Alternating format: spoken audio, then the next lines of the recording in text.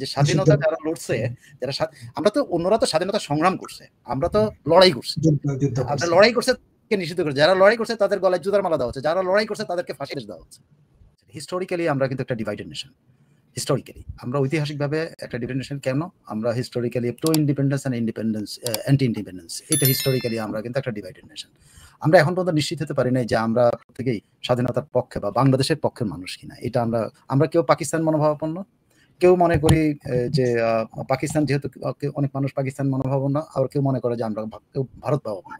মানে যারা anti independence, তারা যারা প্রো ইন্ডিপেন্ডেন্স তাদেরকে ভারতের সমর্থক মনে করে। মানে নিজের বাংলাদেশের নিজেকেও বাংলাদেশি মনে করে না, অন্য কেউ বাংলাদেশি মনে করে না।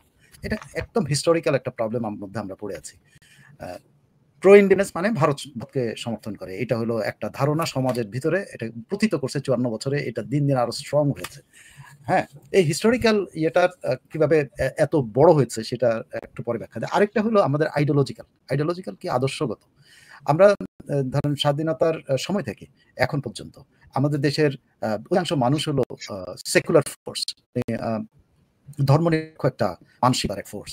কেমন বললে ধর্মনিরপেক্ষতা কেমন? আমাদের কোনো ধর্ম নিয়ে তাদের কোনো বাড়াবাড়ি, আপনি কখনো কোনো কৃষক আন্দোলনের মধ্যে ধর্ম বাড়াবাড়ি হয়নি, কোনো ক্ষেত মজুরের আন্দোলনে ধর্ম নিয়ে বাড়াবাড়ি হয় নাই, কোনো ধরেন অন্য কোনো শ্রমিকদের আন্দোলন একসময় স্কপ অনেক সূত্রে তারাও ধর্ম নিয়ে কোনোদিন সুশ্রয়নি দেয় নাই। কিন্তু আজকের এই পর্যায়ে এসে কিন্তু এমন একটা জায়গা দাঁড়িয়েছে যে ধর্ম এখন সর্বত্র একটা ফ্যাক্টর হয়ে দাঁড়িয়েছে। আপনি জাস্ট মানে উদাহরণের জন্য আমি বলি যে ধর্ম কি পরিমাণ ফ্যাক্টর হয়েছে। আপনার এই যে নব্য যে রাজনীতিবিদ যে ছেলেগুলো আছে, আপনি খেয়াল করে দেখেন ওরা কোথা থেকে টাকা পায় জানি না, এদের কেউই কিন্তু এখন মানে মানুষকে মোটিভেট করার প্রয়োজনে তারা দেখবেন যে টুপি পরে ফেসবুকে কিন্তু লাইভ করে ফর নাথিং। মানুষ তাকে কেন এটা সে করতেছে? কারণ তার মাথার মধ্যে এটা প্রথিত হয়েছে যে মানুষ ধর্মাশ্রয়ী হচ্ছে।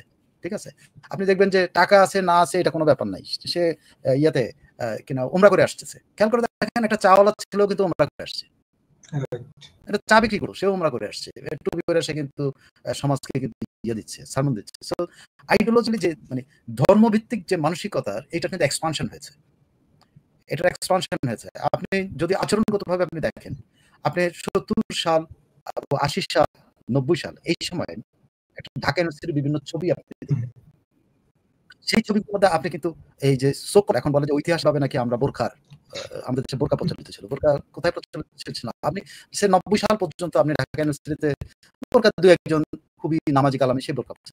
কিন্তু আপনি কালকে একটা ভিডিওতে আমি দেখলাম যে ঢাকা ইউনিভার্সিটির সামনে ওই যে গরিব ইয়াদেরকে তাড়িয়ে শিবিরের সমর্থক, দুর্ভাগ্যজনক ঢাকা ইউনিভার্সিটির এই পরিণতি দেখতে হচ্ছে আমাদেরকে, যে পুরা লন জুড়ে পুরা জায়গা জুড়ে হকার, এবং সব হকার হলো ইভেন মানে মেয়েদের জিনিস বিক্রি করতেছে বোরকা পরে হকাররা। মানে একেবারে লোক এই বিক্রেতা কে এটা আপনার জানার কোনো, মেয়েরাও দেখতে পাচ্ছেন না, সে ওরা লাগানো। সো দেখেন, একটা হলো আমাদের হিস্টোরিক্যাল একটা প্রবলেম আছে, প্রো ইন্ডিপেন্ডেন্স আছে, প্রো পাকিস্তান, প্রো ইন্ডিয়া। যারা এই মুক্তিযুদ্ধের পক্ষে, যারা স্বাধীনতার পক্ষে, এদেরকে প্রো ইন্ডিয়ান বলে সিল মারা হয়। কিন্তু মজার ব্যাপার হলো দেখেন, যারা প্রো পাকিস্তান, অ্যান্টি ইন্ডিপেন্ডেন্স, তারা কিন্তু ঘোষণা দিয়ে কিন্তু তারা পাকিস্তানের পক্ষে বলে। আপনি পরশুদিন যে সমাবেশটা হয়েছে, পরশুদিন বা তার আগের দিন আহমেদিয়াদের নিষিদ্ধ করার জন্য সেখানে পাকিস্তান থেকে আলেম ধরে নিয়ে আসছে, বাংলাদেশে আলেম কিছু পাওয়া যায়নি। এই আহমেদিয়াদের বিরুদ্ধে ইনসাইটমেন্টের জন্যই কিন্তু এই গোলাম আজমের গুরু ফাঁসি হয়েছে, কি জানো না, মওদুদী। সেই দেশ থেকে ইম্পোর্ট করে নিয়ে আসছে আমাদের দেশে এই ইনসাইটমেন্টের জন্য, যে ধর্মীয় মানে তারা যে জামাত এবং এই গ্রুপটা তারা যে ধর্ম পালন করে এটাই একমাত্র ধর্ম, অন্যরা কোনো ধর্ম না। আপনি গত 15 মাসে আপনি আমাদের দরবেশ শ্রেণীর মানুষের উপর আক্রমণ হয়েছে, মাজারে আক্রমণ হয়েছে, আমাদের আখড়াগুলোতে আক্রমণ হয়েছে, মাইজভান্ডার শরীফে আক্রমণ হয়েছে। মানে যারা মুক্ত চিন্তার ধর্ম পালন করে তারা কিন্তু এখন আর ইয়েতে নেই, নিয়ন্ত্রণ চলে গেছে। কিন্তু সেই আইডিওলজিক্যালি যারা মৌলবাদী, যাদেরকে আমরা মৌলবাদী বলি, ধর্মীয় মৌলবাদ যেটা, সেই ধর্ম মৌলবাদী এই আবার অ্যালাইনটা হচ্ছে কি অ্যান্টি ইন্ডিপেন্ডেন্স ফোর্সরাই কিন্তু এরা। এর ফলে হয়েছে নাকি দেখেন, এরা কিন্তু ইউনাইটেড হয়। দেখেন চরমনায়ের পীরের কিন্তু জামাতের সাথে ইউনাইট হতে কিন্তু 2-4 দিনও লাগে না। আওয়ামী লীগের আছে তো সময় লাগে না, কিন্তু জামাতের এক বাক্সেই ইসলামী ভোট নেওয়ার জন্য স্লোগান দিয়ে মাঠে নামে। তো দেখেন হিস্টোরিক্যাল এবং আইডিওলজিক্যাল যে ক্ল্যাশটা, এই ক্ল্যাশের ভিতরে আমরা কিন্তু এই প্রতিহিংসার রাজনীতিটা দিন দিন বড় হয়েছে। এখন মনে করা হচ্ছে যে আইডিওলজিক্যাল মৌলবাদীরা শক্তিশালী হয়েছে এবং আইডিওলজিক্যাল মৌলবাদীরা হিস্টোরিক প্রতিশোধ নিচ্ছে। দুইটা কিন্তু আপনি স্বাধীনতার সময় যারা বিরোধিতা করছে তারা এখন ওই স্বাধীনতার প্রতিশোধ নিচ্ছে। না হলে আপনি দেখেন যে বাংলাদেশে এই অভ্যুত্থানের পর প্রথম পাকিস্তানি লোকজনদেরকে কিন্তু এখানে আনা হয়েছে, আইএসআই কে আনা হয়েছে, কে আনা হয়েছে সেখানে। এবং সর্বশেষ দেখেন আমাদের দেশের মানুষ যারা বাংলা ভাষায় কথা বলে আহমদিয়ারা, তারাও একটা সেক্ট, তাদের জন্য পাকিস্তান থেকে হায়ার করে এনে কিন্তু হিংসা ছড়ানো হয়েছে। রাইট। আর সেই গর্তের ভিতরে আমরা পড়ে গেছি, কারা? প্রো ইন্ডিপেন্ডেন্স গ্রুপরা পড়ে গেছি। কেমনে? আপনার যদি ধরেন স্বাধীনতার পরে প্রো ইন্ডিপেন্ডেন্স গ্রুপ যারা সেকুলার গ্রুপ তারা ডিভাইডেড হয়েছে, জাসদ হয়েছে সমাজতন্ত্রের নামে, শ্রমিক শ্রেণীকে খেপাইছে, আর্মিকে খেপাইছে, সবাইকে খেপাইছে। বঙ্গবন্ধু শেখ মুজিবুর রহমান সোশ্যাল ডেমোক্রেট, তার সোশ্যাল ডেমোক্রেট ছিলেন, উনি সোশ্যাল ওয়েলফেয়ার স্টেট করতেন। সেই ধারণাটাকে ওনাদের পছন্দ হয় না, ওনারা বৈজ্ঞানিক সমাজতন্ত্রের নামে কিন্তু প্রো ইন্ডিপেন্ডেন্স গ্রুপটা, সেকুলার গ্রুপটা কিন্তু ভাগ হয়েছে। আর ওইদিকে কিন্তু জামাত যতই গভীরে থাকুক, তারা আইডিয়াল নামের, জিয়াউর রহমানের একটা ঘোষণার পর আইডিয়াল নামে একটা প্রতিষ্ঠান করে তারা কিন্তু সেখানে জড়ো হয়েছে। আবার অনেক জামাত যায় জাসদে জড়ো হয়েছে। এই যে আজকের জাসদের সভাপতি, এই যে জামাতের সভাপতি, ইনি জাসদ করতেন, জাসদ ছাত্রলীগ করতেন, এরা জাসদে যায় জমা হয়েছিল। তো দেখেন তারা কিন্তু আমাদেরকে মানে সেকুলার ফোর্সকে তারা কিন্তু গ্রাস করেছে। আর সেকুলার ফোর্স দিন ডিভাইডেড হইতে হইতে দুর্বল হয়েছে। জাসদ 50 ভাগ হয়েছে, মুক্তিযোদ্ধারা একে অপরকে কিল করছে, আর্মিতে একে অপরকে কিল করে মুক্তিযোদ্ধারা, প্রো ইন্ডিপেন্ডেন্স গ্রুপ একে অপরে মারা গেছে, আর্মি দুর্বল হয়েছে, মানে আর্মিতে সেকুলার ফোর্স দুর্বল হয়েছে, প্রো ইন্ডিপেন্ডেন্স ফোর্স দুর্বল। আস্তে আস্তে পাকিস্তানি মনোভাব সম্পন্ন বা পাকিস্তানি ট্রেনিং পাওয়া যে স্টাইলের আর্মি, সেই আর্মিতে পরিণত হয়েছে। সো টোটাল যে এখনকার যেটা সিচুয়েশন এই রায়ের মধ্যে দিয়ে যেটা হলো, সেটা হলো এই হিস্টোরিক্যাল আইডিওলজিক্যাল ডিফারেন্সের এক বড় ধরনের পার্থক্য হয়েছে। বড় ধরনের পার্থক্যের কারণে একদল এখন প্রতিশোধ নিচ্ছে, আরেক দল কিন্তু ওয়েট করতেছে প্রতিশোধের জন্য, তারা কিন্তু সময় নিচ্ছে। সো আপনার প্রতিহিংসার রাজনীতি সেই 54 এই বঙ্গে, সেই প্রতিহিংসার রাজনীতি সেই 70 সালের পর 75-এর পর থেকে যে শুরু হয়েছে, সেটার কিন্তু এখন পর্যন্ত শেষ হয় নাই। উল্টো এটা এখন বাড়তে অনেকটুকু, যদিও সেকুলার ফোর্স অটোমেটিক সেকুলার ফোর্সের একটা ইয়ে থাকে কিনা, যে প্রাধান্য থাকে, কারণ এরা মুক্ত চিন্তার হয়। সো সেকুলার ফোর্সটা বড় আছে কিন্তু এখনো, কিন্তু এরা ডিভাইডেড কি কারণে? কতগুলি রাষ্ট্র ক্ষমতা, টাকা পয়সা, এইটা সেটাতে এরা বিভক্ত। আর ওইদিকে যারা অ্যান্টি লিবারেশন ফোর্স, তারা কিন্তু টাকা পয়সাও কামাই করছে, কনসলিডেট করছে, তারা আজকে কিন্তু এই অবস্থায় আসছে। এখন আশার আলো যেটা, প্রতিহিংসার রাজনীতিটা এই পর্যায়ে পৌঁছানোতে এখন যে কোনো জিনিসের একটা শীর্ষ অবস্থান থাকে, সেই শীর্ষ অবস্থান থেকে কিন্তু এক পর্যায়ে নিচের দিকে নামতে বাধ্য। পারদ অনেক উপরে যাবে, হ্যাঁ, কিন্তু তাদের বিট আছে 110 পর্যন্ত। মানে আপনি যদি টেম্পারেচার মাপার এটা জানেন, ওটা 110 পর্যন্ত কিন্তু মাপে, তাই না? 110-এর পরে কিন্তু সে নামে, কোনো না হয় মরে যায়, লোকটা মানুষটা মরে যায়, বা জীবটা মরে গেল, না হলে কিন্তু অথবা বেঁচে থাকলে আস্তে আস্তে নিচের দিকে নামবে। এখন সেই নামার জন্য এটা এখন এত উপরে গেছে, যে কারণে আজকে শেখ হাসিনার বিচারের সময় প্রতিহিংসাটা সারা ঢাকা শহরে, বাংলাদেশের কোথাও কিন্তু দেখাতে পারেনি তারা। কারণ ঢাকা শহরে ইঙ্গিত তলা দিয়ে কিন্তু তারা আবার দেখাচ্ছে, তারা কিন্তু প্রকাশ্যে আসে দেখাইতে পারে। দেখেন ধানমন্ডির সামনে যে ছাত্রগুলো গেছিল, পুলিশের অফিসারের টেলিফোনের কথাবার্তা যেটা লিক হয়েছে, সেই টেলিফোনের কথাবার্তা সে ওদেরকে শিবির বলছে ঢাকা কলেজের ইয়েদের নাম দিয়ে এরা তো শিবির, অথচ ওরা ঢাকা কলেজ থেকে বলে বঙ্গবন্ধু ভাঙবে বলে ঢাকা কলেজ থেকে আসছে, অথচ আসছে কিন্তু শিবির। তারা মুখোশ পরে কিন্তু ঝাঁপায় পড়তেছে কাদের উপরে? প্রো লিবারেশন ফোর্সের উপরে, সেকুলার ফোর্সের উপরে। আর সেকুলার ফোর্স এখন পর্যন্ত বিভক্ত, তারা কি বলে কখনো কি বলে বিএনপির লেজের তলায় যাচ্ছে, কখনো জামাতের সাথেও তারা থাকতেছে। আপনি ইয়ের মতো সির মতো দল, জামাত যে আন্দোলন আছে আন্দোলনে জয়েন করে, মিনিমাম লজ্জাবোধ করে না। তো এই যে পরিস্থিতিটা, এইটা এখন এই রায়ের মাধ্যমে যে উল্লাসটা প্রকাশ করছে, এটা আমি মনে করি এটা এক্সট্রিম। এই এক্সট্রিম যে প্রতিহিংসা ওরা দেখাচ্ছে, এখন পাল্টা প্রতিহিংসা কিন্তু শুরু হবে। এটা দুঃখজনক আমাদের দেশের জন্য, ইউনাইটেড হওয়ার জন্য। আমরা আর ইউনাইটেড হতে পারলাম না, আমরা কখনোই আর ইউনাইটেড হতে পারবো না। শেখ হাসিনার বিরুদ্ধে এই রায়ের মাধ্যমে এবং এই উল্লাসের মাধ্যমে আপনি একটা জিনিস নিশ্চিত হয়েছে, যে বাংলাদেশে আইদার ওরা থাকবে, নাইলে সেকুলার ফোর্স থাকবে। এটা কিন্তু একদম নিশ্চিত হয়ে গেছে। আমি কেন বলতেছি, এবং যারা অনেকে সেকুলার নিজেদেরকে দাবি করে, তারাও কিন্তু সেকুলার না। সালাউদ্দিনকে আমি মাওলানা সালাউদ্দিন নাম, আপনি মাওলানা সালাউদ্দিন উর্দু ভাষায় বক্তৃতা দিয়েছে, কার উদ্দেশ্যে? বাঙালিদের উদ্দেশ্যে। কতটা মানে আমাদের কতটা খেয়ে ফেলছে, মানে ক্ষমতা, লোভ, টাকা পয়সায় কতটা খেয়েছে, যে একটা সমাবেশে কাদিয়ানীদের বিরুদ্ধে যায় সালাউদ্দিন বক্তৃতা দিচ্ছে, যাকে সবাই সেকুলার মনে করে। ওরা আমাদের পুঞ্জে, আমাদের একদম হার্টের মধ্যে আসছে, কিন্তু তারাও কিন্তু ভুল করে। সালাউদ্দিনদেরকে কিন্তু চেনা যাচ্ছে, আমরা তাদেরকে লিবারেল মনে করতাম, তাদেরকে মডারেট মনে করতাম, তাদেরকে সেকুলার মনে করতাম। আপনি ওই বক্তার পরে আরবিতে বক্তৃতা আমি বুঝিই নাই। আমার একজন নেতা, সে আরবিতে বক্তৃতা, যেটা পাকিস্তান থেকে যে আসছে সে আরবিতে বুঝতে হবে, কিন্তু বাঙালি যেই মানুষগুলো সামনে আছে, এরা কি আরবি বুঝে? উর্দু বুঝে কারা? একেবারে পাকিস্তানের হাট, যারা অন্দরমহলে এই উর্দু ভাষায় কথা বলে, তারা বুঝে, আমরা তো বুঝি না। তো এই অবস্থা থেকে আরেকটা জায়গাতে ইগনাইট করেছে, যে প্রতিহিংসাটা কোন জায়গা থেকে এখন প্রতিহিংসা ছড়াবে কেমনে সেটা ইগনাইট করেছে কিসে জানেন? আমি অনেক ইয়ে করে দেখলাম যে কথাবার্তা, দেশের বিভিন্ন জায়গাতে কথাবার্তা বলতে আপনার যে আপনার অনুষ্ঠানে গতকাল আমি ইয়ে নিয়ে কথা বলেছিলাম, এই যে লাইভ করে আমি ইয়ের সমালোচনা করেছিলাম আমাদের অধ্যাপক দিন মাহমুদের। আপনি জানেন আমি অনেক খুঁজে বাইট করলাম, যে খুঁজে বাইট করে কি আমি অনেক কথা বলে যে এটাতে এটা কি লাভ হয়েছে না লস হয়েছে, এটা আমার কাছে কেন মনে হলো পরবর্তী এটা নিয়ে আর একটু ডিপ চিন্তা করা দরকার এবং খোঁজ নেওয়া দরকার। খোঁজ নিয়ে দেখা গেল জানেন আপনি এই লাইভের কারণে ঘরে ঘরে কিন্তু আইডেন্টিফাইড হয়েছে কে এটার পক্ষে, কে উল্লাস করছে। ঘরের ভিতরেই কিন্তু প্রত্যেক ঘরে তো টিভি আছে, প্রত্যেক ঘরে মোবাইল আছে, প্রত্যেক ঘরে ল্যাপটপ আছে। সো কিন্তু আলোচনা কিন্তু ওই ঘরের ভিতরে একই ঘরের ভিতরে যদি লাল বদর থেকে থাকে, একই ঘরের ভিতরে আলবদর থেকে থাকে, একই ঘরের ভিতরে জামাত থেকে থাকে, একই ঘরে যদি আওয়ামী লীগ থেকে থাকে, কিন্তু প্রকাশ হয়ে গেছে। অ্যাট দ্য সেম টাইম এই লাইভের কারণে আরেকটা ঘটনা ঘটেছে, সারা বাংলাদেশের এমন কোনো ঘর নাই যে ঘরে মানুষ এই মকারিটা দেখেনি। এটা কিন্তু মানুষের জন্য চোখ খুলে দিয়েছে। ওরা ক্ষতি করতে গিয়ে মানুষকে সচেতন করেছে। এবং এই ঘটনাটায় প্রতিহিংসাটাকে মানে এখন একতরফা প্রতিহিংসা দেখবেন না। বাংলাদেশের প্রতিহিংসার রাজনীতিতে এতদিন পর্যন্ত মৌলবাদীরা খারাপ ছিল। কারণ কি আমি বলি, বঙ্গবন্ধু থেকে শুরু করে সকল রাজনৈতিক নেতা, শেখ হাসিনা পর্যন্ত এই মৌলবাদীদের আশ্রয় দিয়ে তাদের সাথে ইউনাইট হওয়ার চেষ্টা করছে, দেশের সাথে মেশানোর চেষ্টা করছে। জাতির সাথে উদাহরণ একটা করে দেয় আমি, বঙ্গবন্ধুর অনেকে সমালোচনা করে যে উনি রাজাকারদের মাফ করে দিয়েছেন। আচ্ছা, কিন্তু কেন করছিলেন?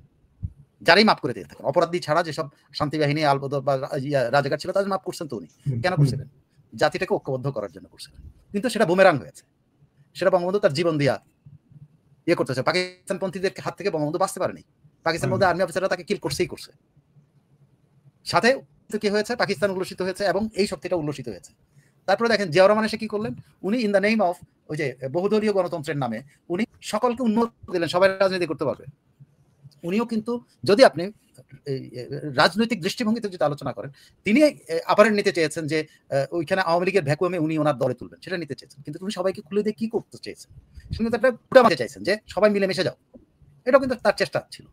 তা নাহলে তার দলের মধ্যে আপনি মুসলিম লীগ ছিল, জামাত ছিল, আইডি ছিল, সবাই ছিল, সবাই ঢুকছে, বামরা ঢুকছে, চৈনিকরা ঢুকছে, রাশিয়ানরা ঢুকছে, সবাই মিলে ঢুকছে, একটা ভজগটা একটা ঘুটা একটা দল হয়েছে। কিন্তু সেটা আওয়ামী লীগের প্রো ইন্ডিপেন্ডেন্স ফোর্স যেটা, সেটার বিকল্প হওয়ার চেষ্টা করছে, কিন্তু সেটা পারে নাই। ওভার দ্য ইয়ার্স এটা কিন্তু আবার ফেরত আসছে, আওয়ামী লীগ আবার ফেরত আসছে। আওয়ামী লীগের সাথে অন্যান্য দলগুলো যারা সেকুলার রাজনীতি বিশ্বাস করে তারা কিন্তু আবার ফেরত আসছে, যারা বাকশালে ছিল, যারা সব তো আবার ফেরত আসছে।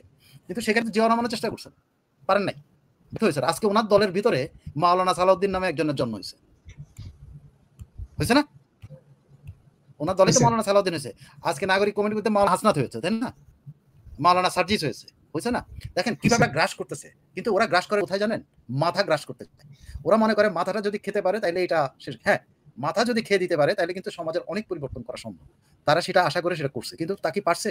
এই লাইভ এই প্রচারের মাধ্যমে তারা যেটা মাথা খাওয়ার জন্য তারা ইয়ে করছিল, সে মাথা খাওয়ার পরিবর্তে এখন তাদের মাথাগুলো চেনা হয়ে গেছে। পাড়ায়, মহল্লায়, সর্বত্র, পরিবারে সবাই এখন কিন্তু এদেরকে চিনতে পারবে। কারণ এই তারা দেখতে পাচ্ছে যে এই যে ইয়েটা কি বলে, যে বিচার প্রক্রিয়াটা হয়েছে, বিচার প্রক্রিয়াতে তারা শেষ অবধি দেখলো কি, একটা বাচ্চা ছেলে বাচ্চা মেয়ে দেখলো যে একজনের হত্যার বিচারের সময় উল্লাস প্রকাশ করে। তারা কারা? তারা মৌলবাদী। তারা কারা? তারা প্রো পাকিস্তানি। তারা কারা? তারা জামাতি। এটা কিন্তু একটা বাচ্চাও কিন্তু দেখেছে। সো ওই বাচ্চার মনেও কিন্তু এই যে যে লোকগুলি একটা মানুষকে হত্যা করে, তো এই বাচ্চার মনেও কিন্তু মনে সে বড় হইতে হইতে কিন্তু আমি শিওর তার মনে কিন্তু এই ক্ষোভটা থেকে যাবে যে এরা আমাদের দেশের একজন নেত্রীকে মারার জন্য এরা এটা যদি সাধারণভাবে তার বাপমাও যদি শেখায়, বাপমাও নিশ্চয়ই জন্য ভূমিকা রাখবে নিশ্চয়ই। কিন্তু একাধারে ওই ফ্যামিলির মধ্যে যদি একটা ঘরের মধ্যেই যদি আওয়ামী লীগ থেকে থাকে, বিএনপি থেকে থাকে, জামাত থেকে থাকে, এটা চিহ্নিত হয়ে গেছে। এই লাইভ করে ওয়াহিদুদ্দিন মাহমুদ পৃথিবীর মাহমুদকে ধন্যবাদ দেওয়া উচিত। বাংলাদেশের সারা বাংলাদেশের যে সারাটা মৌলবাদ বিরোধী এবং এটা সারা যায়, এবং এট দ্য সেম টাইম প্রতিহিংসার বদলে প্রতিহিংসাকে উনি কিন্তু রিপ্লেস করেছেন, যেটা কিন্তু 54 বছর ধরে অ্যাভয়েড করার চেষ্টা হয়েছে। শেখ হাসিনা 17 বছর ধরে কিন্তু এই চেষ্টাই করে গেছেন। কওমিদেরকে সাথে নিছেন, হেফাজতদের সাথে নিছেন, সবাইকে সাথে নিছেন, এখানে নিছেন, ওই নিছেন, সেই নিছেন, চেষ্টা করছেন, পারছেন? পারেন নাই। তারা কিন্তু তাদের জায়গায় কিন্তু ইয়ে থাকে। আজকে শেখ হাসিনাও দেখলেন যে না, তাকেও কিন্তু তারা এই সব কিছুকে মাথা থেকে ছাড়াই করতে হবে।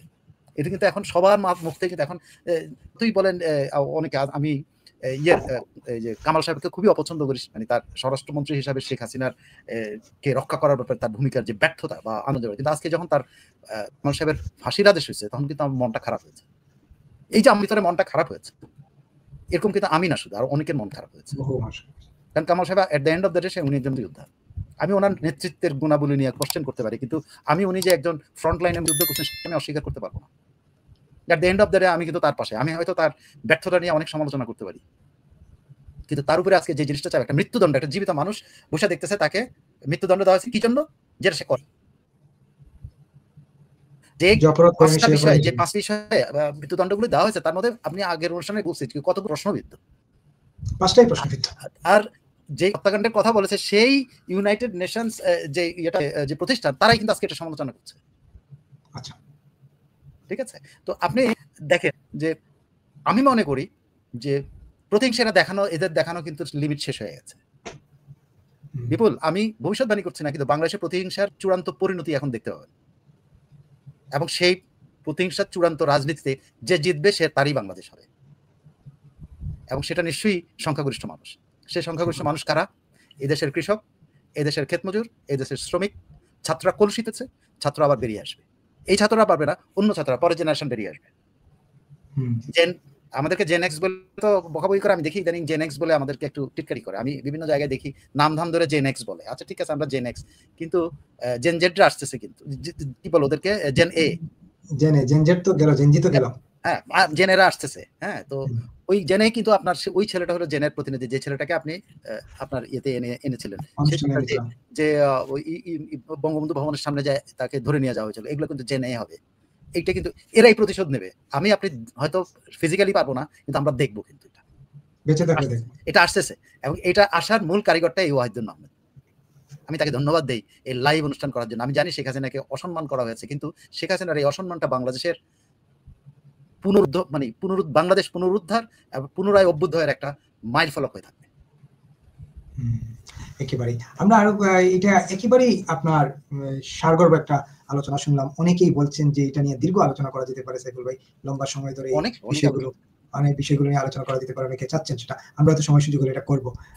কিন্তু আমি যেটা লম্বা আলোচনা করতে, আমি ইন্টারন্যাশনাল উদাহরণ দেবো, যেখানে মামলা দেওয়া হয়েছে তারা কোনোদিন মেশে নাই। বহু উদাহরণ আছে, প্রত্যেকটা ঘটনা ধরে ধরে, যদি এটা ঘটনা ধরে ধরে যে কোথায় কোথায় এরকম, আপনি 100টা দেশ স্বাধীন হয়েছে ইয়ের পরে, 1950 পরে সবগুলো দেশকে এই যারা স্বাধীনতা বিরোধী তারা মাফ করছে? কেউ করেনি, কেউ করেনি।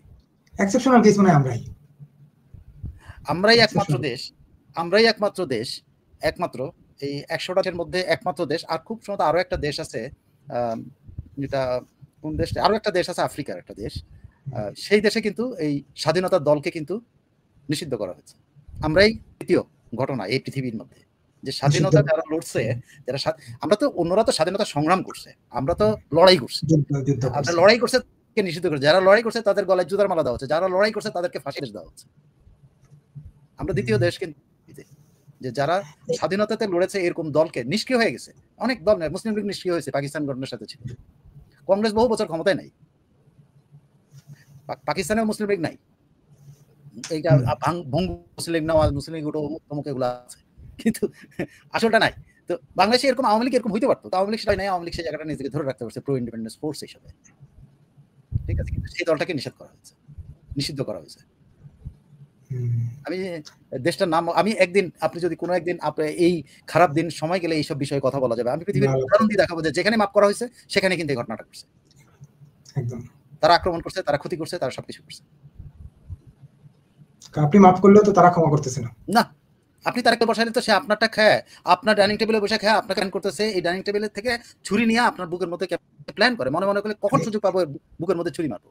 কিন্তু আপনি তো মনে করছেন তারে আপনি ডাইনিং টেবিলে মুরগির রান টান খাওয়ায় আপনি থাকতেছেন না, সে ঠিক থাকে না। তো সে তো তার টার্গেট নিয়ে আছে, সে তার দাদার টার্গেট নিয়ে বসে আছে, আর আপনি আপনার দাদা থেকে সরে এসে, আপনার বাবা থেকে সরে এসে তাকে আপনার ঘরে জায়গা দিচ্ছেন।